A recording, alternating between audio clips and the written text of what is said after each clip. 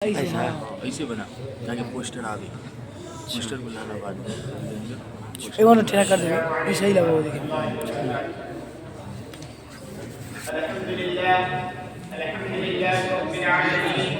वस्सलातु वस्सलामु अला सय्यिदिल अंबिया'i वल मुरसलीन व अला आलिहि व अस्हाबिहि अजमईन अम्मा बa'द फक़द क़ाल तबारक व तआला फ़िल क़ुरआनिल मजीद أعوذ بالله من الشيطان الرجيم بسم الله الرحمن الرحيم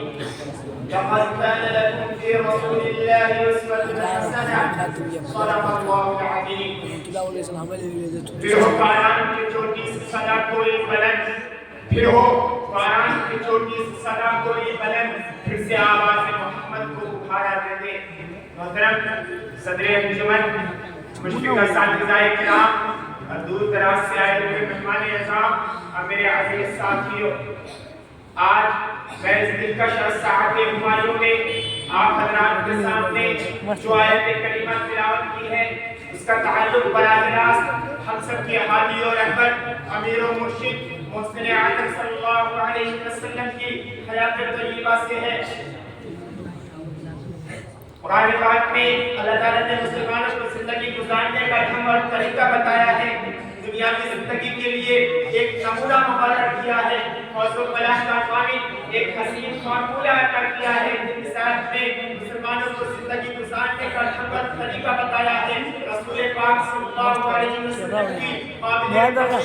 زندگی کو مسلمانوں کے لیے آئیڈیل بتایا گیا ہے اور یہ اشارہ کر دیا گیا ہے کہ اے لوگوں اگر کامیاب و کامرانی چاہتے ہو، تمہارے اندر ہدایت و روشنی کی طلب ہے، امن و سلامتی کی خواہش ہے، طہارت و تقوی کی تمنا ہے، عزت و شرافت کی چاہت ہے، نبی کریم صلی اللہ علیہ وسلم کے روشن زندگی کو اپناؤ، حیات نبوی کے ہر گوشے کو اختیار کرو، آپ کے ہر فرمان کو سینے سے لگاؤ، آپ صلی اللہ علیہ وسلم کے تمام ارشادات کو آنکھوں پر بٹھاؤ اور اپنے سنت نبی کو اپنے زندگیوں میں داخل کر کے ساری دنیا کے سامنے یہ اعلان کر دو، خلاف راہ پیغمبر قدم جو بھی اٹھائے گا کبھی منزل نہ پائے گا، کبھی رستہ نہ پائے گا۔ حضرات گرامی، پوری اسلامی تاریخ گواہ ہے کہ جس وقت آپ صلی اللہ علیہ وسلم نے اس دنیا میں لوگوں میں آنکھیں کھولی، پوری دنیا ظلمت و تاریکی کے گھٹا کو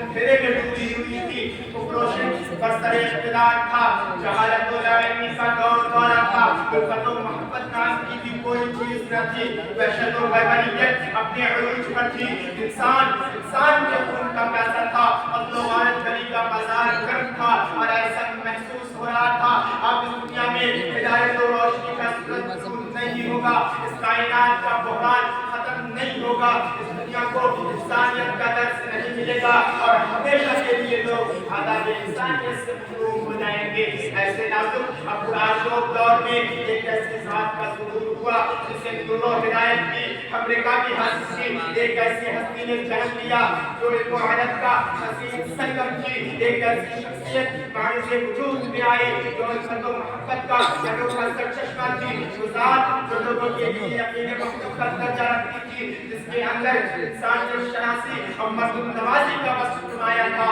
اور جس کے فیضے میں کرام انسان و انسان سے تجاوز کر کے حیوان و نباتات، درخت و جمادات سب کو عام تھا۔ چنانچہ آپ کے آتے ہی سنت و تاریخی کافر ہوئی، کفر و شرک کا خاتمہ ہوا، جہالت و ناخواندگی نے راہ فرار اختیار کیا، عشق و ہدایت کا نیا درجہ رواں ہوا۔ 94 انسانوں کو اکثرتی کی جگہ انسانوں کو تعلیم دی گئی، اس خزانہ رسول چمن کو بہار نو نصیب ہوئی، انسان کو آزاد زندگی کا حیات آخری رہا دیا گیا اور دیکھتے ہی دیکھتے پورا چمن فکر و نظر علم و عدد کا کہوارہ بن گیا اور دنیا نے دیکھا جو لوگ اس دامن ہدایت سے وابستہ ہوئے زندہ جاوید ہو گئے، جنہوں نے اس مکتب فکر میں تعلیم پائی، وہ نبی پاک صلی اللہ علیہ وسلم کے سچے جانشین کہلائے، جن لوگوں نے اس آستانے کو مضبوطی से थामे रखा और रज़ी अल्लाह अन्हु के 50 सामे सरकार से मुनक़्क़द किए बाद में गए। बाद में। जी हाँ, यही वो दर था जिसे पकड़ने के बाद हज़रत अबू बकर सिद्दीक कहलाए। यही वो दरबार था जहाँ सर झुकाने के बाद हज़रत उमर को फारूक आज़म का खिताब मिला। यही वो बारगाह थी जिसने हज़रत उस्मान को नूरानी का खिताब दिया। यही वो मौत छावनी थी जिसने हज़रत अली को अल्लाह के नाम से याद किया। हाँ हाँ, पूरी दुनिया जानती है जो दरबार रिसालत से जुड़े